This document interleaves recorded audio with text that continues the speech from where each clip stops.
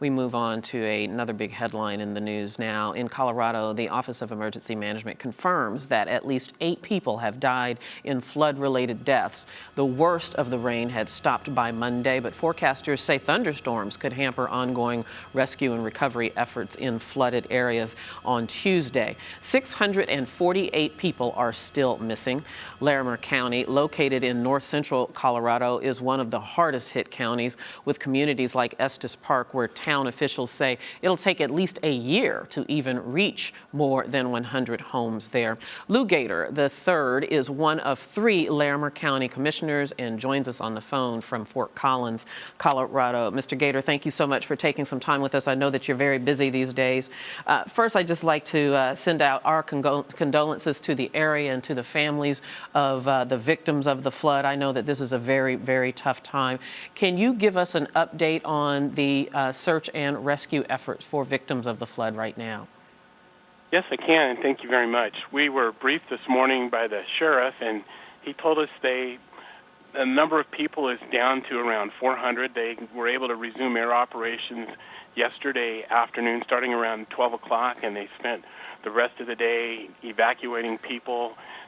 Now we've got sunshine and dry weather, so we're able to fly, but the last few days it's been overcast, and people have had to hunker down in place. We've had a low ceiling, so people were just stranded, and we're right now getting people out and getting supplies into those areas that were stranded, and we're trying to get a feel for how bad the roads are. And we were briefed by our road and bridge director this morning that we have a lot of roads in very bad condition, and we're talking tens of millions of dollars just in county roads, not to mention the U.S. highways and state highways that have been destroyed. So it's pretty bad up here right now. It's a gorgeous day today, but boy, the last weekend has been pretty rough. Yeah, the damage just is unimaginable, even from the pictures that we are seeing that are being reported in the news. You've toured some of the area. Tell me, describe what you've seen personally.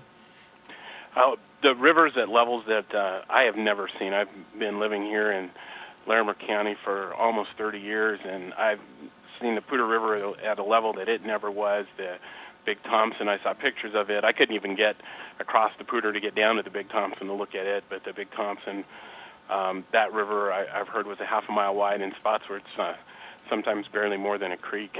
The dam was across the highway. The damage that did was monumental. I've seen pictures of roads and communities just completely washed out.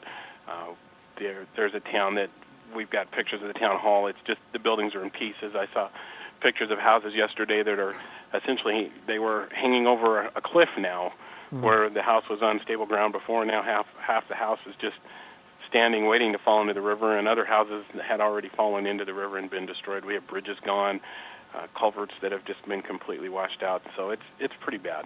One of the residents, the town administrator there, a matter of fact, Frank Lancaster, said that it could take up to a year to reach one of the most heavily damaged areas in Estes Park. Is that an exaggeration? I don't think so at all.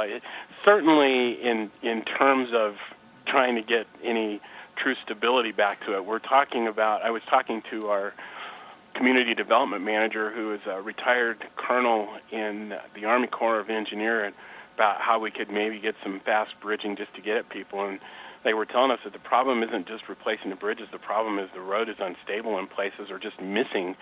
And so you have to have the approaches to be able to put these fast bridges in. And there are places where there are just hundreds of yards of road that is just simply not there. And so we have to bring in gravel. And when they had the Big Thompson flood back in 1976, it was 6 weeks earlier in the year. So one of the things we're looking at is we've lost 6 weeks of construction season, and usually our first snowfall hits really any time within the next month now. We're looking at the first snows coming in, and so we're going to be challenged to get equipment in, challenged to get material in, just to start to rebuild the roads and try to get things stable before winter gets here.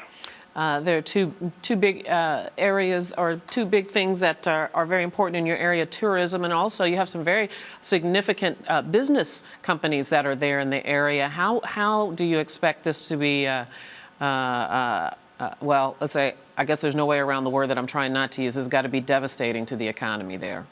It's going to be really hard to the economy, especially in Estes Park, which is, as you said, is huge for tourism, and Christmas is a very big time for tourism in Estes Park, and the primary road in and out of there is Highway 34, and I think Mr. Lancaster is absolutely correct. I think it's highly unlikely that we'll have that kind of road established to get a high level of traffic up there by Christmas this year. We might be able to have some emergency level of traffic for locals or some special things just so people can get in and out, but I don't know how we're going to get the kind of volume traffic that they usually need for tourism to work up to Estes Park. So I think that's going to be very devastating there in Estes Park. And then for a lot of local businesses, just getting people in and out. The cities down here in Loveland and Fort Collins, we're definitely hurting, but it's not as bad as some of the other communities that are in our county that have been either destroyed or are completely isolated at the moment. Well, our thoughts and prayers are certainly with you. We wish you all the best. Lew Gaiter, thank you very much for some of your time today.